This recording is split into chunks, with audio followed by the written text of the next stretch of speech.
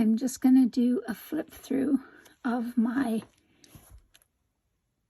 book that I made from Renee Mueller called The Keeper of Curiosities. So I painted the cover following a course from Wendy Brightbill. And then this is my little Polaroid. The book has a hidden spine, and I covered it with some of my vintage bark cloth material.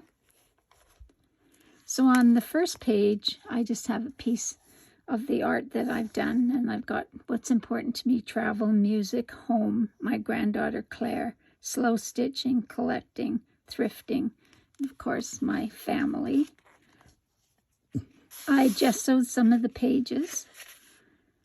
This is a piece of painter's drop cloth with different pictures of roses in it, and then I made this one look like a window.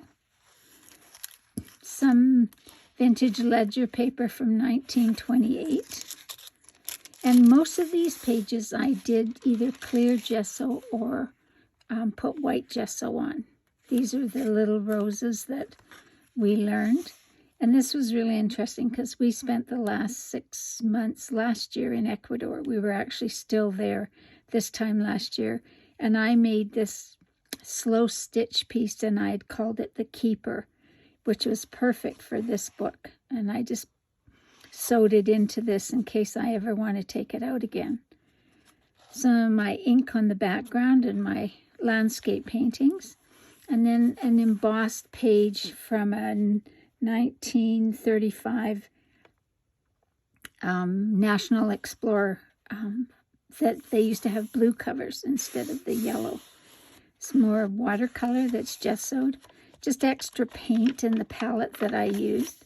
This was birds of British Columbia. My last name is Swift, so I thought this was good. Goat suckers, swift, hummingbirds, and swallows. And I also embossed this page. Some of the fabric swatches that I used, and I made 2 signatures. So I still have an opportunity to add more pages, either as a flip out. I really love these embossed pieces of paper. And as you can see, I've got some that I can still put in it somehow. I probably will flip them out or just paste them in with a piece of fabric or some masking tape. This is another one of the little landscapes. This is a piece of fabric that I gessoed with white gesso, the back of those flowers. I think this is tracing paper that I gessoed, that 1938 paper. That's the ledger, which is lovely to paint on. And I've used mostly the painted drop cloth that I've washed, and I find it easy to stitch through, and it holds up really well. And this is the back of that. So this is the middle of my first signature, or between my signatures. I'm very happy with this. This is a vintage hanky that I cut out in the shape of a dress and then added some more lace, some paper, and little thrifted bits of fabric that I sewed on. This is the second page of the roses that we did. And these were the color pages that I chose. So some antique wallpaper. This was my blue page that I sewed together. And on the back was the other color palette that I had, which was green. Some more vintage paper. This one is, I don't know if you can see that, but it's a thinlet die cut as well. And this is from 1931. I might do something else on the back just so it shows up better. Just some of my writing. And then I did make the stamps like Renee did, but I just did them on a rubber eraser. But now I have the proper tools that I will actually do another stamping piece, and I will put it in here.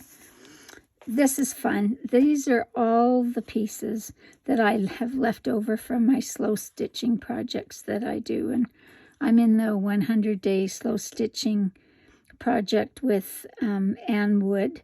And I'm also in the stitching projects with Rachel at Roxy's journals and with Sarah, so I get lots of little end pieces, and I love how this is nesting. This was something that I saw, I think, on Heather's from Rose Hill Papers. She made these beautiful little cutouts in this fragile kind of book, and I just really liked that, and I thought it would be perfect from here. I put some washi tape to make the center, because this is Browning's Poems, and it's very old and fragile. Some more of just cotton that I've done. Put gesso on, plain paper, some German newspaper. This one I really like. It's on that vintage paper, and I put some texture paste on it through a stencil. This one here, I can't tell what date it is, probably about 1931 as well. Then this was my brown page. This is from the Lady of Shalott. And then this is another one. And I love making these little flip outs that you can just add different kind of scrap fabrics and paintings and paper to the back of that. I used a napkin and I made a pocket, and I will fill it up with something. Then this is just the last page that I gessoed, and I will obviously have room to add more things to it. And a piece of vintage wallpaper, and you can see the book is really well used and torn around. So that's my flip through, and I hope you enjoy it. It's just a joy to continue working in, and it was a joy to create. So thank you. Thanks, Renee.